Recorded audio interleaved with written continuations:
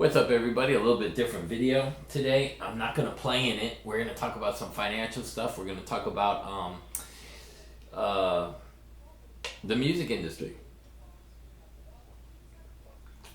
Let's get right into it. So I had some comments about credits and stuff and see the Country Music Awards. But I'm going to show you right up close. There's a songwriters against artists because they're claiming the songs that we write and we're not getting credit for it. CNBC right there. So it's not bull crap, it's for real. Let's go to my photos. Let's see. Music labels ask writers to sign non-disclosure agreement, NDAs, right there. Examples of information, projects, unfair advantages, creative ideas, internal business matters, legal protection, ensuring confidentiality. That's why I can't talk about the artist or who I wrote for. I can say in a general statement. In-house writers contribute to songs but receive no writing credits for various reasons, including contracts, the desire to maintain a specific artist image.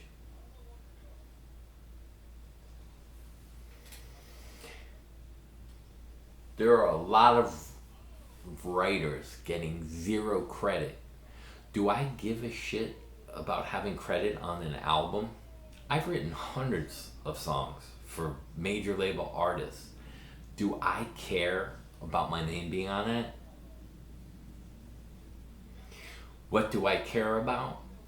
That check from Morgan & Morgan hitting my charity and foundation accounts on time after I agreed to specific payments. I care about money. I don't care about self-righteousness and worth. I care about getting paid for what I put into something.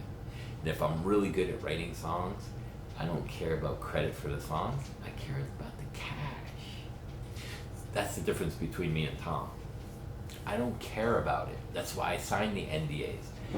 They don't want somebody like me, some shred guitar playing, claiming writing all Beyonce albums and songs or on Celine Dion. It's bad for their image. How is it bad?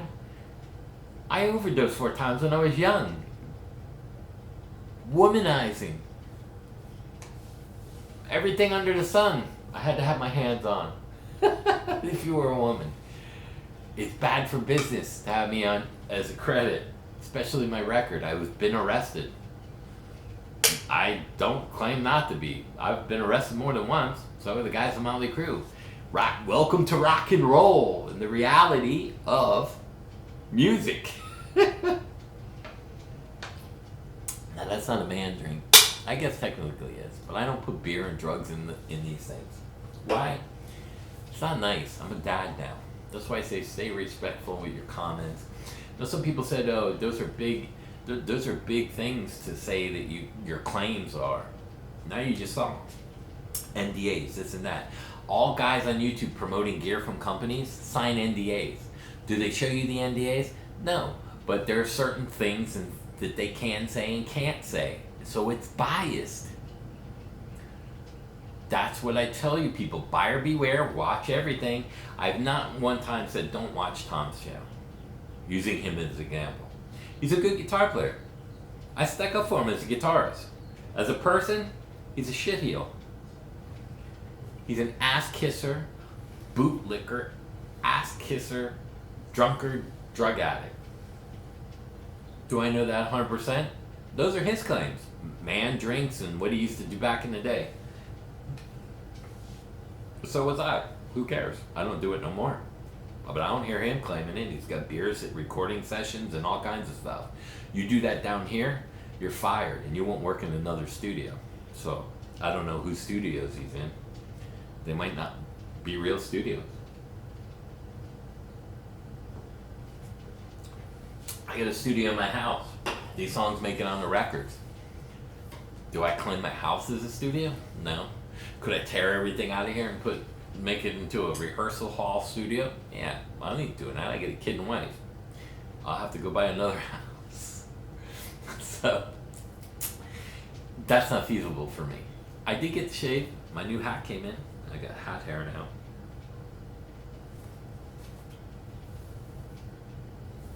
Hat hair.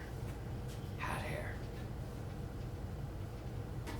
So, for you guys, you're probably like, I don't even look like the same guy. Again, I have lots of videos on here. Go, please watch the videos. So this came out because someone said, come on, JIT, CMT Music Awards, names like, you can't believe everything. Those record labels pay for that show. Country Music Awards just don't put on a show. They collect money from the labels. And what are they doing? They're putting a show on so that you can watch it to promote artists. It's all about money. It's a marketing tool. Award shows are marketing tools. Sell value, an artist's value based on his image.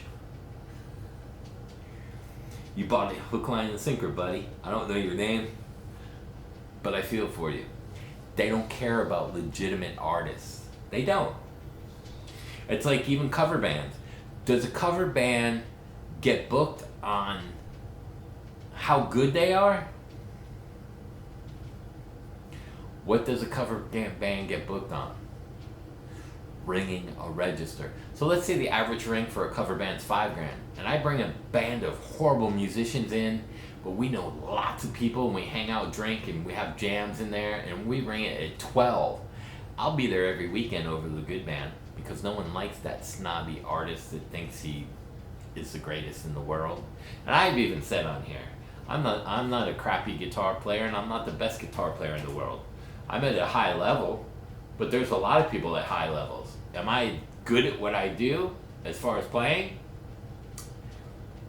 In a writing aspect, I'm one of the best in the business because of my record of hits or how many artists I wrote for that have been on the radio compared to a label's in-house writer section. If they have 5 in-house writers, I've done just as much as all 5 of them. But that's also why I'm not an in-house writer, and I command more for what I do.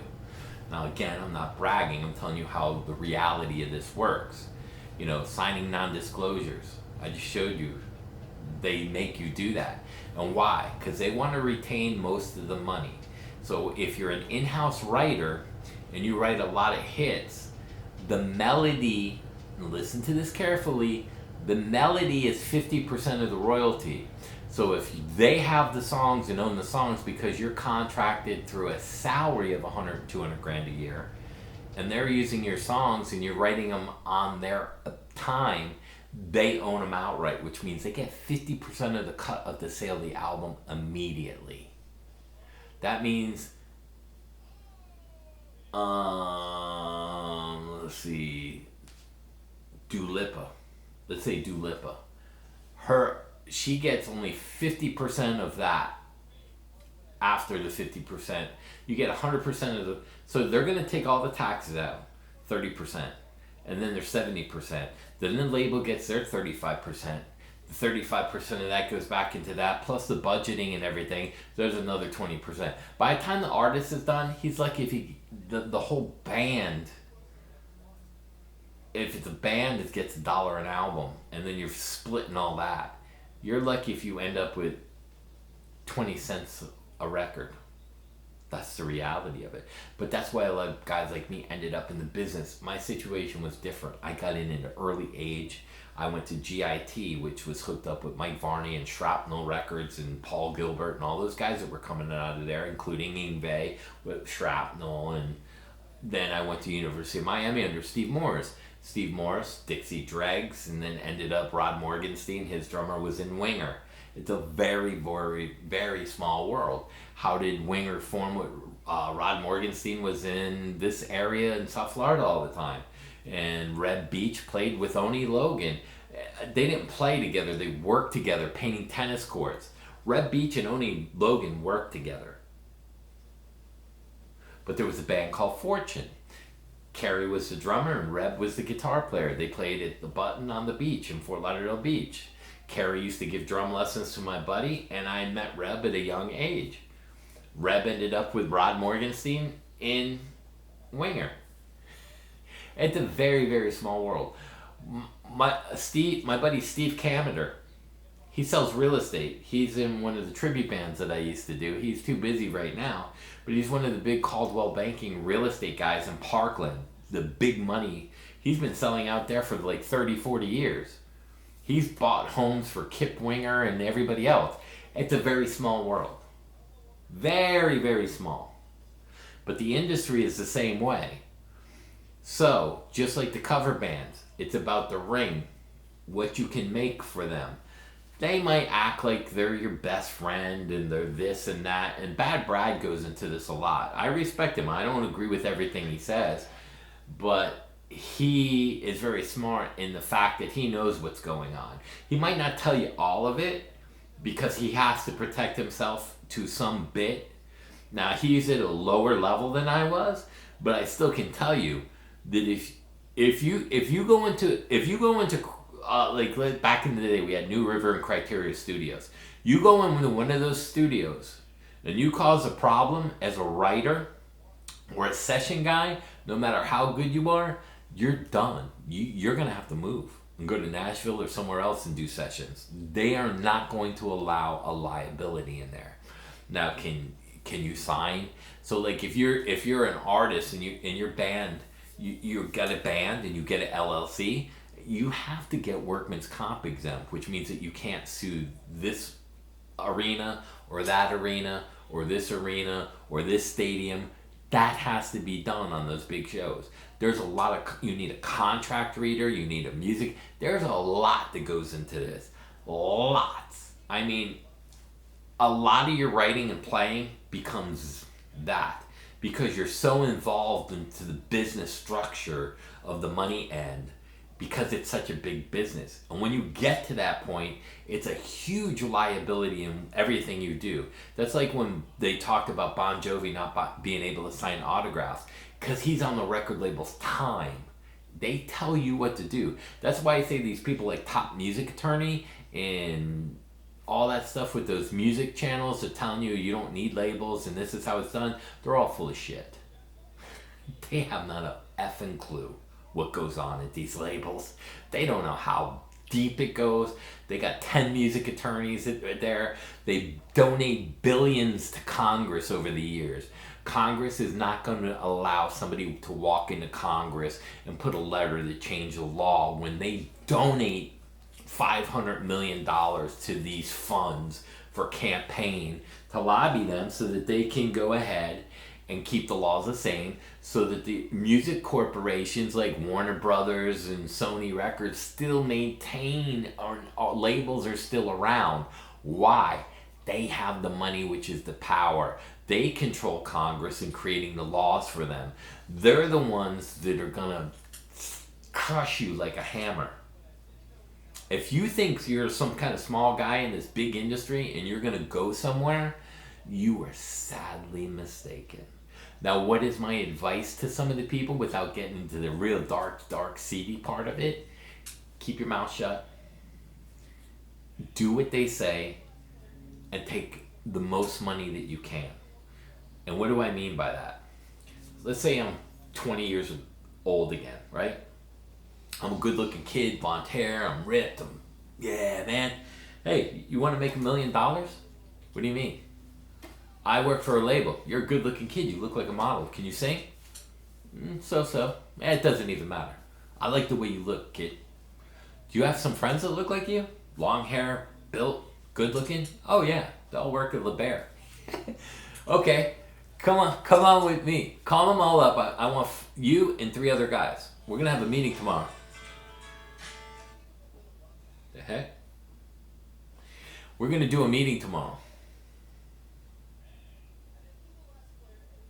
The heck was that? We're going to do a meeting tomorrow. And in this meeting, they come to you and you got, do you guys play? Yeah, we all like rock and roll. We're in a band. These are my bandmates. Interesting. Rock and roll.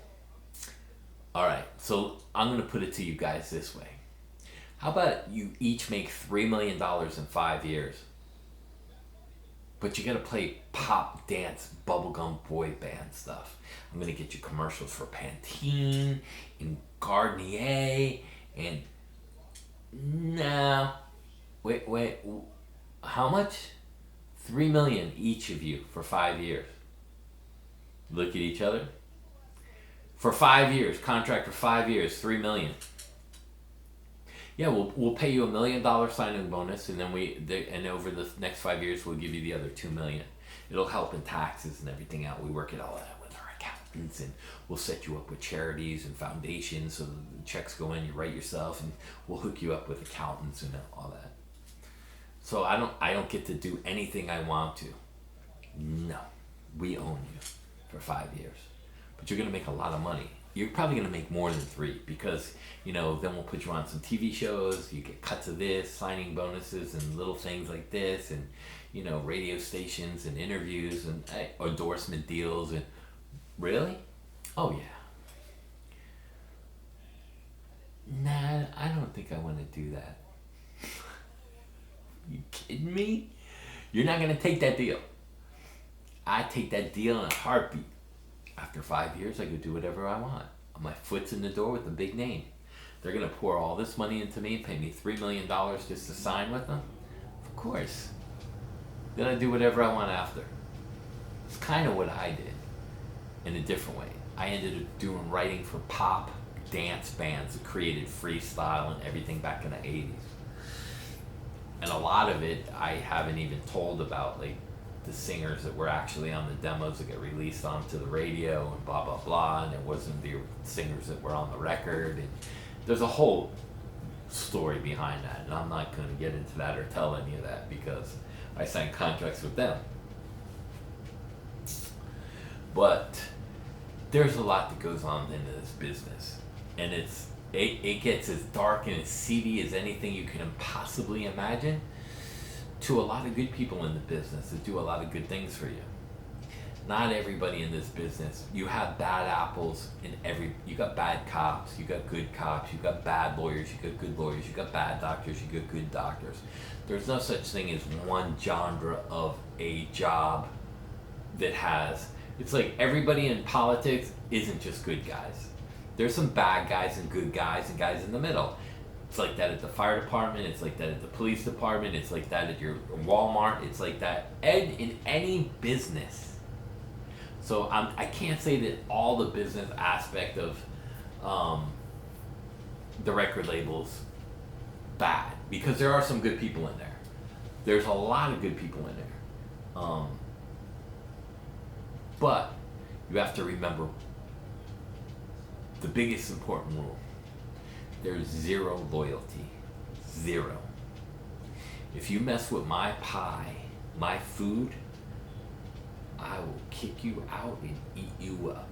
There's no loyalty, especially when it comes to money. Again, you are a crappy band, but you ring the register. And the good band, they suffer. Why? And again, that goes back into what I said. You can learn from everybody. Not one time have I come on here and said, don't go watch Tom's stuff. He's a good guitar player. Shitty person, but a great guitar player. Rhett Shull, can't stand him. He's a complete tool bag. He's a tool just in general. Talks a lot of crap out of his ass.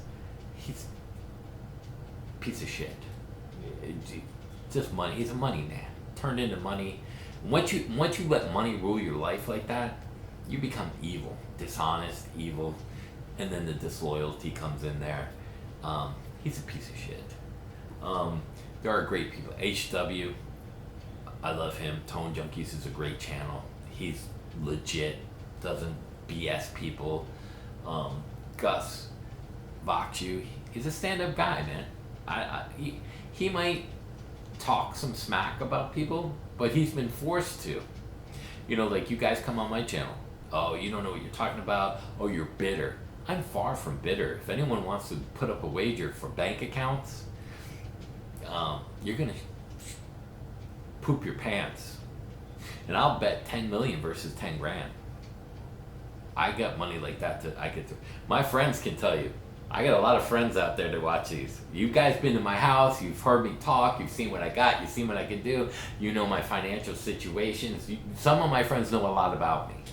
They won't come on here and probably say anything, but I'm giving you guys know I've been retired since 27 and just got back into the industry around 40. You guys know that I sit around my house all day. I drop my kid off at 7:30 in the morning. I pick him up at 1:30 in the afternoon. Not today, it's 1 o'clock, but he's in a special reading program for 4 Thursdays in a row. Am I busy this month? Yeah. I'm recording a record. I got 2 important shows coming up, and I'm not a well person.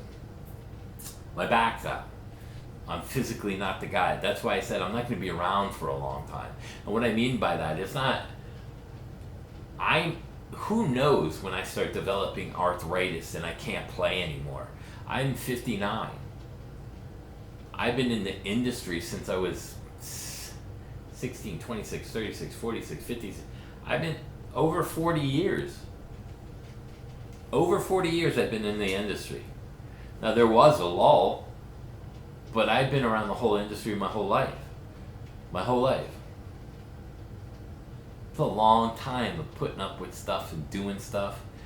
And again, I can say the artist, I've done everything from Celine Dion, Tom Jones, to Beyonce, to Tim McGraw, to Luke Bryan, to Expose, or to one way or another, Rat Choir, one way or another, whether I've written, performed with, did a show with, somewhere I've done stuff with all these bands or artists somewhere down the line.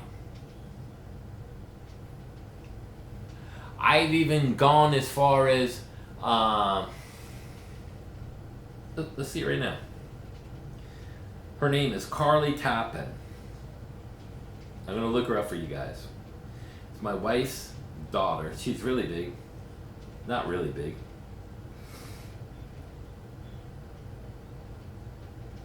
I'll play you a quick song. This is her here. Carly Tappan. So if you want to go on there and see. So she's got some stuff on there. I don't remember when I was helping her. But she ended up getting a deal. The mom signed a deal, bad deal. I couldn't get involved. Let's see. Let's see if we could hear something. I know she's got some new songs that I don't help with. Let's see. None of the above. Submit. Let's see.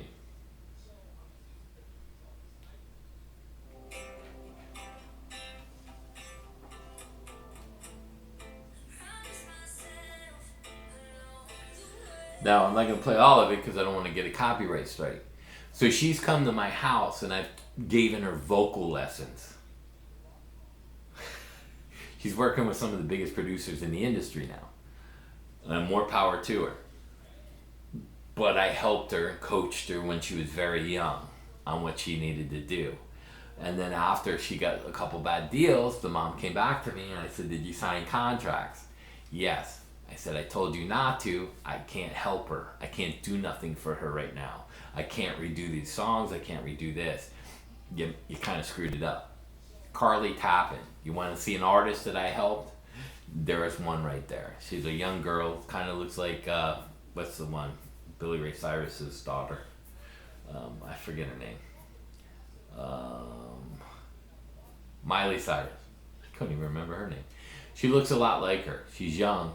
And she's in her 20s now, but she looks like she's 12. She's small, tiny.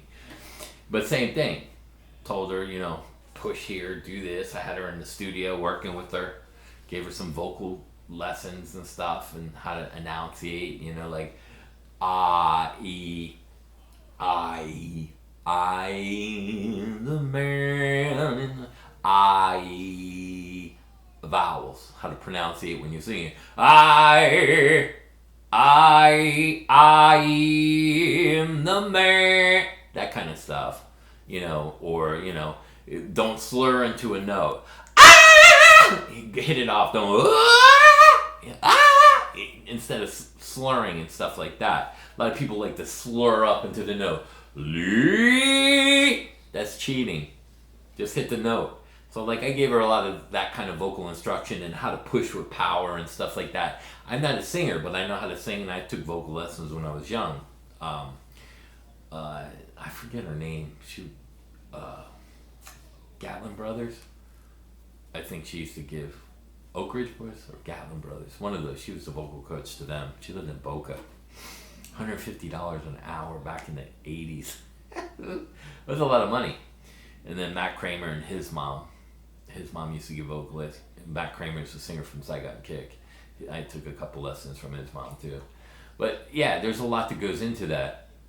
So, and sorry for hurting your ears, but there you go. There's somebody else in the music industry. I'm not tied to her. I don't have contracts with her. I don't have a management deal. I don't have this kind of deal. I warned her about some of that. My buddy CJ's going through the same thing with his son, and he stepped back, and I tried to help them a little bit and went to some of the shows. And I have a lot of friends in here, and their kids are doing stuff and this and that. People ask me all the time, what about your son? Does he play? Yeah, he loves to play. He's not going into the music industry. Won't let him. I've seen what the inside of the music industry is. I know the people running that industry. No effing way. We'll leave it at that, and there you go. If I'm not letting my son in there, and I'm a part of it and can get him in there like that, that should tell you something about it. But I have nothing against these other artists as far as artists. I come on here I don't want to bullshit anybody. The industry is corrupt. It's all about revenue. If you think it's about creativity, you're sadly mistaken. This is a huge business, $1 trillion a year business. Live Nation and ticket sales, it's trillions of dollars every year. Want to be a part of it? You got to conform. And my advice is conform for the 5 years and then go do what you want. Are you going to make money doing metal? Absolutely not. Go sing some country and pop, make your $2 or $3 million, and then go do your metal. At least you put the $2 or $3 million away. Don't touch it, let it grow, and there's your retirement. And then go do the metal for pennies on the dollar. I hope this is an educational video. I hope this sheds some light on the industry and how it works, including the business end of it and the shadier kind of stuff of it, and how and why NDAs are used, in-house writers, outside ghost writers, how we get paid. I get paid by Morgan & Morgan. It goes into a foundation, a charity, into foundation into a charity. There's ways that the money goes in and comes out. Writers don't get credit. The credit is given to whoever they want to give the credit to. Those credits to those songwriters work for the labels, and they own them. So they don't care that they are listed. Yeah, he wrote the song, but he works for us. He's 1099. He gets paid a salary. We own all the music. That's all we care about, the money. We don't care. He can be listed as a credit. We own him. He works for us on salary. So there's kind of the in and outs of it. If you guys want to hear more about the industry and this kind of stuff, if this fascinates you, even at a local level, with the cover band thing and how to get bands, how to get into clubs with promo packages and stuff like that, how to create a video off of YouTube with, you could do movie editor. You got 4 or 5 guys with iPhones and you set them up with all different things and have your friends recording different shots. Maybe hook one up to a drone and get that camera footage and then put it in an iPhone movie editor and then go in and record a demo of the songs you're doing. Or you take parts of the filming and you put it in where it looks like you're singing that part of the song and you get like a little video going and you use it as a promo. If you want to hear more about that stuff, please let me know. I mean, playing is a small percentage of it. It really is. Because it's a business. And the business end of playing is very tiny. The business end of writing is half. The business end of owning or getting in on the other end, how to get into the industry, how to get into the cover scene, how to get into the On a national level as a beginning band, there's all kinds of ways to do that. If you guys are interested in that, please let me know, because I can tell you how to do certain things to get into some of the industry, where to go, where those ladders are. It's not just a ladder to climb. You have to know where those ladders are in this world to go climb them. Where to go to get the ladder and climb up that ladder in this part or that part, wherever you need to go based on some of the stuff. I can answer some of those questions, or I can do more videos like this. Again, go watch everybody. Why do I say that? Because you learn from failure, not just success. It's all your failures that lead to success. But if you watch somebody else's failures, those failures will help you in a quicker route to your success, so that you can skip around that kind of the failure. Like if you want to think that being a creative artist is going to get you in there, skip that part and go right to sign with the label and do what they tell you to do, make your money and get out. It's like the stock market. Throw it in, roll the dice, grab it in 3 years, and take your $3 million and run.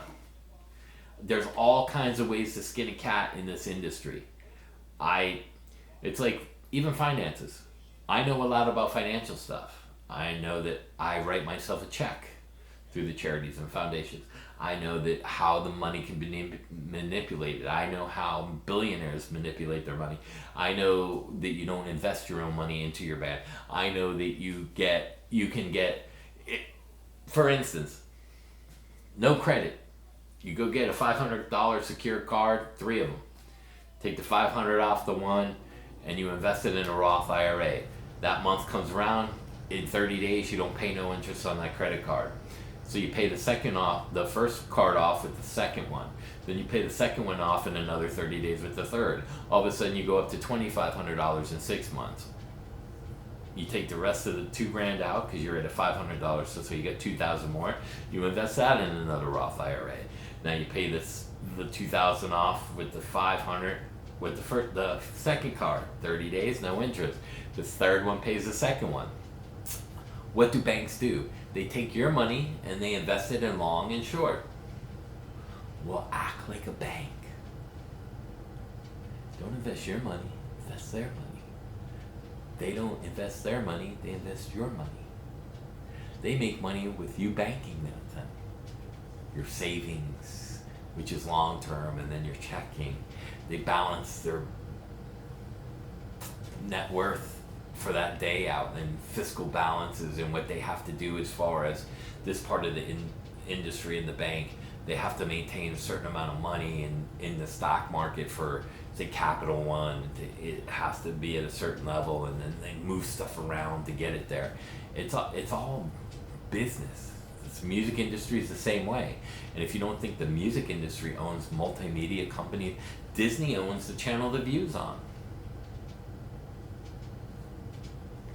It's all out there. Take other people's money and you invest it. Within 30 days, you pay no interest. What do you think is going to happen in 10 years? You get 3 black cards. You take $2 million and roll it in a Roth IRA, take the other $2 million from the other credit card. No interest in 30 days. Now you got millions of dollars floating around. Then you go invest all that money so you don't pay capital gains into real estate. You want to make a big deal? You go buy a plaza. It's $5 million. They want $5 million for the plaza. So you negotiate it down to 4.5, and then you sell it for 6. 6 months, a couple $1 million. Gotta have money to make money. How do I know all this? Do I look like a finance guy? No. My aunt was, but I know a lot about money and finance and all that, revocable trusts and how all that stuff works. I'm very heavily. Once you get into the industry, you have to watch. I have a stock guy in prison for selling out of his portfolio. I didn't lose money, but I have lawyers and other stock people watching other people. You have to. Because somehow, some way, they're not scamming you. They're just making money off of you while you don't lose. It's all around us. So you have to have some kind of education based on what you're doing at that time. Want to get in the music industry? You want to see more videos about this. Want to get into financials? Start looking up financial stuff. And if you're combining it, because business and music is an industry, learn it both. It's only going to help and benefit you. It's just like the people that come on here and say that I'm bitter. I'm far from bitter. I got lots of money. I'm not bragging. I don't care. I did what I did. I sold out, made the money, and got out. But the same thing with other things. And I am a bitter musician because I didn't make it? No. I'm a private musician who likes to keep my stuff private. But I'm willing to share some of the information. Again, I've done stuff from Tom Jones to Celine Dion to Beyonce to Expose, Quiet Riot, Rats, XYZ, all his band. Some way or another, I've even written with them, done shows with them. I've done something somewhere with those people. From that to that. From crooners all the way to metal, to pop, to country. I've worked with artists in all those fields somehow, some way. And top artists. So, it's one of those things. And again, I got into it at a young age. But now you see NDAs, it's a legal binding contract. You can get sued for that. You can lose all your royalties. There's a whole lot that goes into that. You can get blackballed. He's a liability. He's telling about the NDAs. He's telling you the artist and how we screwed him. You're not going to get no work no more. And I have a feeling that's what happened to Tom.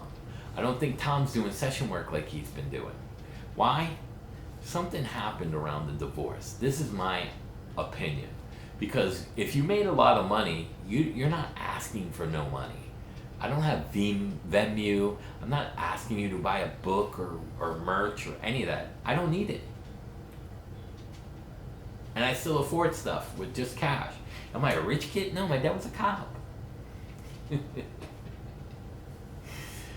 So there you go. I mean, you can believe what you want. You cannot believe what you want. You can listen to what I say and then go verify it. Yeah, he knows a lot of stuff somehow. I don't know how, but maybe he's legit. Maybe he is what he says.